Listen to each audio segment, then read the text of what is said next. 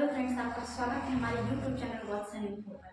आज मैं आप लोगों को दो टॉपिक समझाने वाली हूँ जो कि बहुत ही चर्चाओं में रहा था जब यह विधेयक जब लाया गया था संसद में। एक है CAA और NRC, ठीक है।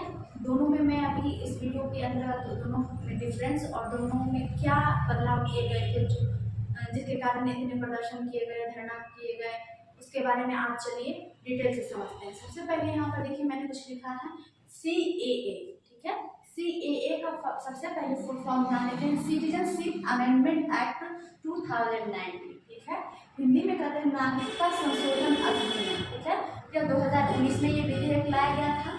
यह भारत की संसद द्वारा पारित एक अधिनियम है जिसके द्वारा सन 1955 का नागरिकता कानून को संशोधित करके यह व्यवस्था की गई कि 31 दिसंबर, ये डेट याद रखिएगा, 31 दिसंबर 2014 के पहले पाकिस्तान, अफगानिस्तान और बांग्लादेश से धार्मिक प्रताड़ना वाले अल्पसंख्यक हिंदू, बौद्ध, सिख, जैन, पारसी, ईसाई को भारत की नागरिकता प्रदान की जाएगी, ठीक है। भारत में आपको पता है नागरिकता प्राप्त करने की कितनी विधियां हैं? 5 विधियां। जन्म के आधार पे, वंश के आधार पे, उसके बाद पंजीकरण होता है और कोई भू अर्जित क्षेत्र हो गया, फिर देशीकरण होता है। देशीकरण के अंतर्गत क्या था कि जो व्यक्ति 10 वर्ष भारत में रहता था तो देशीकरण के अंतर्गत उसे नागरिकता प्रदान कर दी जाती थी। लेकिन यहाँ पर बात की गई है कि जो 1955 में बनाए गए थे अधिनियम नागरिकता प्राप्त करने की 5 विधि, उस विधि में क्या किया गया कि जो आवश्यक 10 वर्ष थे जो देशीकरण के अंतर्गत आता था, भारत में रहने की शर्त में भी छूट देते हुए इस अवधि को घटाकर कितना कर दिया गया? 5 वर्ष कर दिया गया, ठीक है। और ऐसे बदल दिया गया कि और किसको किसको दिया गया? बांग्लादेश, पाकिस्तान और अफगानिस्तान के अल्पसंख्यकों को, ठीक है। चलिए यहाँ पर देखते हैं। सबसे पहले जो नागरिकता संशोधन अधिनियम जो हम लोग के यहाँ चल रहा था, ठीक है, नागरिकता से रिलेटेड संशोधन अधिनियम कौन सा चल रहा था? 1955। इसके अंतर्गत नागरिकता प्राप्त करने की कितनी विधियां थी? नागरिकता प्राप्त करने की 5 विधि थी। प्राप्त करने की विधि, ठीक है। तो नागरिकता प्राप्त करने की 5 विधि थी। कौन कौन? जन्म के आधार पे, वंश के आधार पे, भू अर्जित क्षेत्र और पंजीकरण जिसमें 7 साल का नाम होता था, और अंतिम था देशीकरण, ठीक है। इस देशीकरण के अंदर जो अवधि तय की गई थी वो 10 वर्ष थी, ठीक है, 10 इयर्स। इसको क्या किया गया 2019 के अधिनियम में? इस 10 वर्ष को घटाकर कितने वर्ष कर दिया गया? 5 वर्ष। और बोला गया कि जो भी धार्मिक प्रताड़ित लोग हैं उसे 5 वर्ष अगर भारत में रह लिया है तो इस अधिनियम के तहत उनको नागरिकता प्राप्त कर दे दी जाएगी। और ये अधिनियम बन के ही नहीं रहा, इसको लागू भी किया गया और इसमें एक डेट दिया गया था जो 31 दिसंबर 2014 तक आ चुके हैं, ठीक है।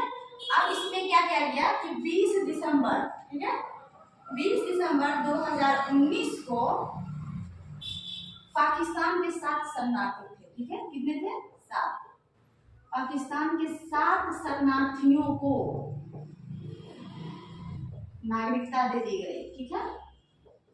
ऐसे में तो कोई भी नागरिकता ले लेगा। 5 वर्ष तो यूं बीत जाते हैं। ग्रेजुएशन 3 साल का होता है, 2 साल का मास्टर डिग्री होता है, 5 साल तो यूं बीत जाते हैं। तो कहने का मतलब 20 यह अधिनियम आया और इस लागू भी किया गया। 20 दिसंबर 2019 को पाकिस्तान के 7 शरणार्थियों को नागरिकता दे दी गई। लोगों में उपद्रव मच गया, ठीक है, और धरना प्रदर्शन हुआ कि CAA वापस लो, NRC वापस लो।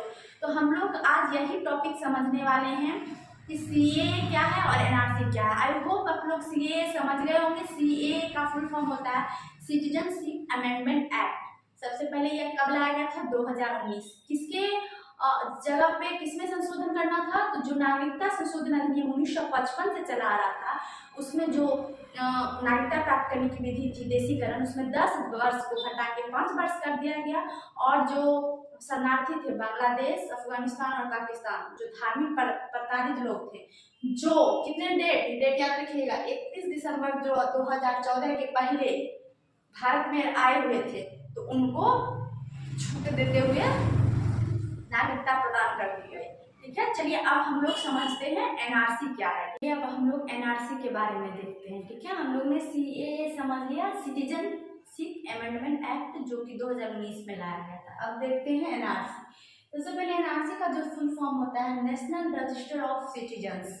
ठीक है, राष्ट्रीय नागरिक रजिस्टर। ठीक है, राष्ट्रीय नागरिक रजिस्टर। अब ये क्यों विवाद में आया था, चर्चा में आया था? ये है कि भारत के राष्ट्रीय नागरिक पंजी भारत सरकार द्वारा निर्मित एक पंजी है। भारत सरकार एक पंजी बनाती है जिनके अंदर उन भारतीय नागरिकों के नाम है जो असम के वास्तविक निवासी हैं। ठीक है, जो असम में ऑथेंटिक रूप से रह रहे हैं उनका उस रजिस्टर के अंदर नाम लिखा हुआ है। ठीक है, जो एनआरसी है ये 2000 मतलब क्या हुआ था कि जो जब पाकिस्तान और बांग्लादेश में युद्ध चल रहा था तो बहुत सारे ऐसे शरणार्थी थे जो भाग कर असम में चले आए और गैर कानूनी रूप से निवास कर रहे थे।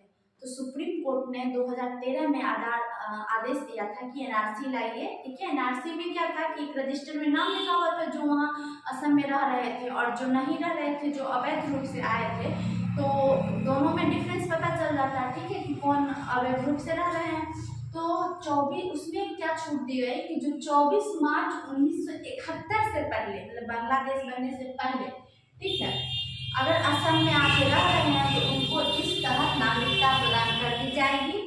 और उसमें क्या बोला गया कि 30 डॉक्यूमेंट का लिस्ट था। ठीक है, दो लिस्ट मिला के 30 डॉक्यूमेंट्स थे।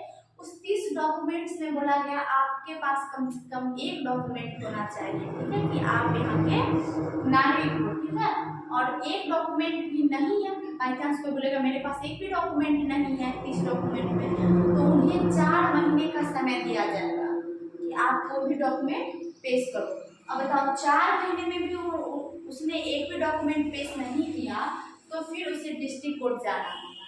ठीक है, अगर डिस्ट्रिक्ट कोर्ट ने फैसला सुनाया, अगर फिर भी वो डॉक्यूमेंट पेश नहीं किया तो वो केस जो है सुप्रीम कोर्ट चला जाएगा, और जब सुप्रीम कोर्ट में भी वो साबित नहीं कर पाएगा तो उसे डिटेक्शन सेंटर भेज दिया जाएगा। ठीक है, तो यही विवाद में था कि डॉक्यूमेंट हम यहाँ के नागरिक हैं, अगर हम डॉक्यूमेंट नहीं दिखाएंगे तो हमारी नागरिकता रद्द कर दी जाएगी। लेकिन आप सोचिए, अगर आप यहाँ के नागरिक हो तो कम से कम एक डॉक्यूमेंट तो आपके पास होना जरूरी है। ठीक है, तभी तो आप समझ जाओगे कि यहाँ के नागरिक हो।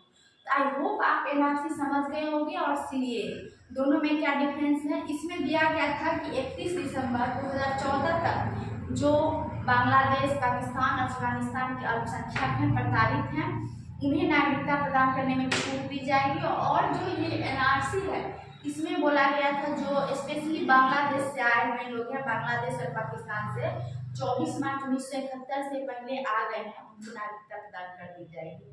आई होप दोनों में डिफरेंस आपको पता चल गया होगा और अच्छे से टॉपिक क्लियर हो गया होगा। Thank you.